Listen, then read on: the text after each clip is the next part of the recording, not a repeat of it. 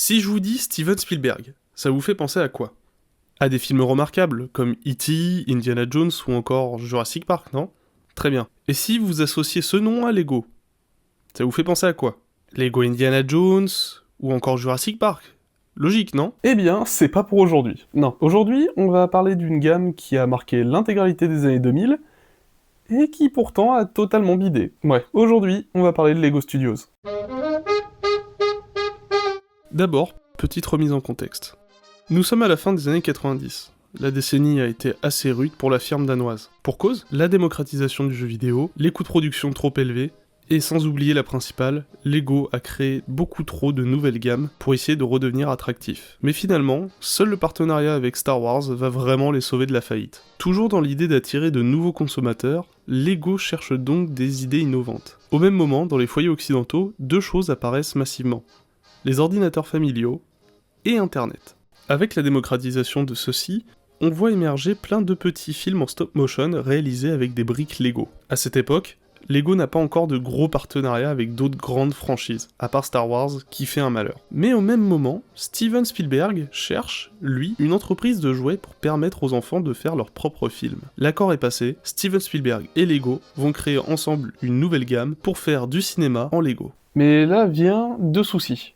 Le premier, tout le monde n'a pas d'appareil photo numérique chez soi, ou même de webcam. Et deuxième souci, il en est de même pour les logiciels de montage. Lego va donc démarcher Logitech afin qu'ils puissent créer une webcam qu'on pourrait relier directement à l'ordinateur pour prendre des photos de ces Lego. Et ils vont aussi démarcher Pinnacle System afin de créer le logiciel de montage ainsi que le site internet pour partager les créations. Pour la composition des sets, ça regroupe quasi systématiquement les mêmes éléments, c'est-à-dire les membres d'une équipe technique, caméraman, acteur, assistant réalisateur, un décor pour pouvoir faire des scènes, un élément de construction pour pas oublier l'attrait Lego. Tout ça sera notamment regroupé dans une seule grosse boîte, le 1349 Steven Spielberg Movie Maker Set. Il contenait une caméra, un CD avec le logiciel de montage, un guide du parfait réalisateur et des feuilles de storyboard. Le set, quant à lui, représente un plateau de cinéma. Celui-ci comporte 7 figurines, dont une assistante réalisatrice, exclusive à ce set, un machiniste, un pyrotechnicien, 2 acteurs, un caméraman, et surtout la figurine de Steven Spielberg. Elle revient souvent dans cette gamme, mais elle reste mythique. Dans les fonctionnalités, on peut faire tomber les bâtiments avec la plaque, assez originale, qui peut se séparer en deux pour simuler un tremblement de terre. Il y a aussi un rail sur lequel on peut poser la caméra pour y filmer ou photographier les scènes. On a aussi une voiture, et surtout un T-Rex avec son pied géant. La tête de celui-ci se trouve dans un autre set. Et mon accessoire préféré de toute cette boîte, 2 bâtiments miniatures avec 2 petites voitures. La première vague sort en 2000 et comporte 6 sets au total. Le succès est modeste, mais suffisant pour que Lego réitère l'expérience un an plus tard. En 2001, les premiers sets Lego Jurassic Park font leur apparition pour accompagner la sortie du 3e film au cinéma. Ils sont au nombre de 2. Mais ceux-ci ont tout de même la particularité de comporter les premières pièces de dinosaures de chez Lego. Par la suite, nous les reverrons un peu plus tard dans l'année 2001 dans la gamme Dinosaurs. En 2002, pour la sortie du premier film Spider-Man, une 3e vague est lancée, comportant 3 sets et un nouveau CD de SFX pour le logiciel. Ils sont plutôt chouettes visuellement, mais ne comportent aucune fonctionnalité. Le seul attrait de ces sets sont les figurines. On y retrouve du coup Spider-Man dans sa toute première version, Mary Jane Watson, et enfin le bouffon vert. Et remarquez qu'il a des détails assez impressionnants pour l'époque. Le 3e set, lui, qui pendant longtemps n'était qu'une légende, était sans doute le plus intéressant des 3. Une preuve de sa sortie fut retrouvée l'année dernière, et celui-ci nous permettait de rejouer la scène du catch dans le premier film. Toujours en 2002, Lego propose de créer des films d'horreur avec 4 nouveaux ensembles. On y découvre l'apparition des premières têtes à double visage pour les figurines, les premières capes bicolores et plein de nouveaux moules pour les monstres. Un gros set sort pour l'occasion. Celui-ci est un laboratoire qui contient même un CD d'effets sonores à ajouter au logiciel Lego Studios. Le laboratoire ne comporte pas réellement de grosses fonctionnalités. On voit bien qu'il sert principalement de décor pour cette vague. Cela dit, il reste intéressant de remarquer que cette vague nous offre enfin un Perchman, parce qu'honnêtement, l'assistante réelle a autre chose à faire que le son. Tous ces thèmes ont permis d'enrichir l'imagination de petits réalisateurs et le site Lego Studios par la même occasion. Alors vous vous demandez sûrement pourquoi ça s'est arrêté. Et avant de vous expliquer ça, je voudrais revenir sur un truc que je trouve quand même assez important, c'est la communication autour de cette gamme.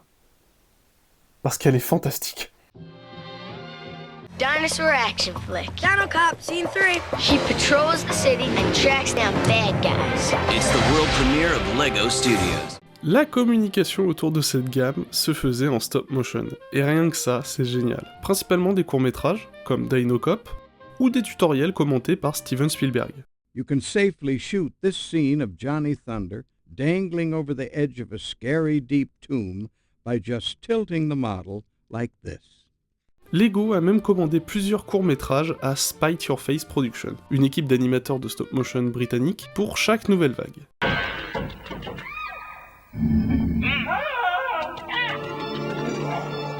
Certains pays ont aussi organisé des concours du meilleur brick film sur le site Lego Studios local, comme à Hong Kong ou bien les États-Unis. D'ailleurs, aux États-Unis, ce sera un dénommé David Pagano qui remportera le concours. Et vous le connaissez peut-être pour son court-métrage Little Guys, ou ses pubs qu'il a réalisé par la suite avec Lego.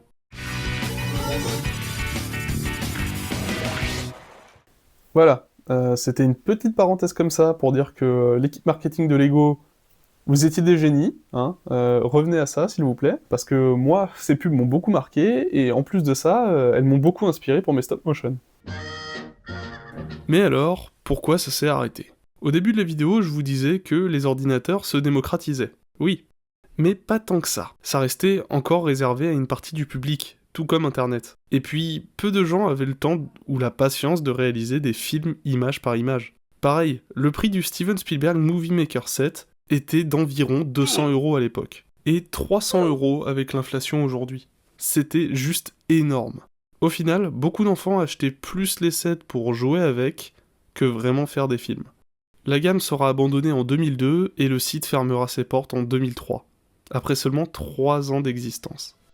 Même si cette gamme n'a pas duré très longtemps, il ne faut pas sous-estimer son impact. Là, je vais m'adresser aux gens qui ont connu l'internet de 2006 à 2012. Vous vous souvenez de tous ces petits films Lego ? Eh bien, la majorité provenait de Lego Studios, par des gens qui ont fait du stop motion à l'époque, et aussi par des gens qui ont continué à faire des stop motion, mais qui ont été introduits par cette gamme. Il y en a même qui ont travaillé pour Lego par la suite. Donc oui, pour Lego c'était un échec commercial, mais ce pari risqué aura marqué toute une génération. Moi compris. Après la fermeture du site, de nombreux fans se sont réunis afin de créer une nouvelle plateforme sur laquelle partager ses créations. Je pense notamment à brickfilm.com, anciennement Bric-à-Brac, ou encore Brick in Motion. Je vous recommande vraiment d'y faire un tour. Il y a plein de vieux brickfilms dessus, qui sont de vraies sources d'inspiration aujourd'hui. Et il y en a même de nouveaux qui sortent régulièrement si vous le voulez. Quant à moi, je vous laisse là-dessus. J'espère que cette vidéo vous aura plu, et que vous aurez apprécié. Si vous avez des retours à faire, n'hésitez pas à les faire dans les commentaires, et on se retrouve pour une prochaine fois. C'était Evie. Ciao!